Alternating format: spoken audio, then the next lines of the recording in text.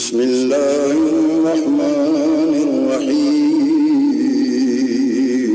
شروع اللہ کے نام سے جو بڑا مہربان نہایت رحم والا ہے۔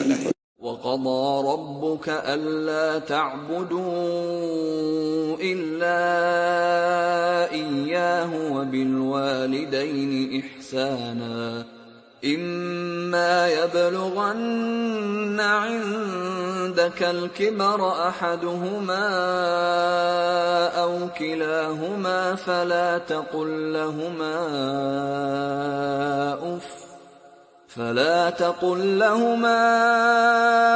أف ولا تنهرهما وقل لهما قولا كريما۔ اور تمہارے پروردگار نے ارشاد فرمایا ہے کہ اس کے سوا کسی کی عبادت نہ کرو اور ماں باپ کے ساتھ بھلائی کرتے رہو، اگر ان میں سے ایک یا دونوں تمہارے سامنے بڑھاپے کو پہنچ جائیں تو ان کو اف تک نہ کہنا اور نہ انہیں جھڑکنا اور ان سے بات ادب کے ساتھ کرنا۔ ولید بن عیزار نے خبر دی، کہا کہ میں نے ابو عمرو شیبانی سے سنا، کہا کہ ہمیں اس گھر والے نے خبر دی اور انہوں نے اپنے ہاتھ سے عبداللہ بن مسعود رضی اللہ عنہ کے گھر کی طرف اشارہ کیا۔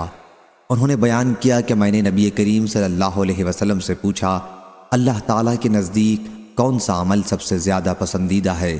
آپ نے فرمایا کہ وقت پر نماز پڑھنا۔ پوچھا کہ پھر کون سا؟ فرمایا کہ والدین کے ساتھ اچھا سلوک کرنا۔ پوچھا پھر کون سا؟ فرمایا کہ اللہ کے راستے میں جہاد کرنا۔ عبداللہ رضی اللہ عنہ نے بیان کیا کہ حضرت صلی اللہ علیہ وسلم نے مجھ سے ان کاموں کے متعلق بیان کیا، اور اگر میں اسی طرح سوال کرتا رہتا تو آپ جواب دیتے رہتے۔ صحیح بخاری حدیث نمبر 5970۔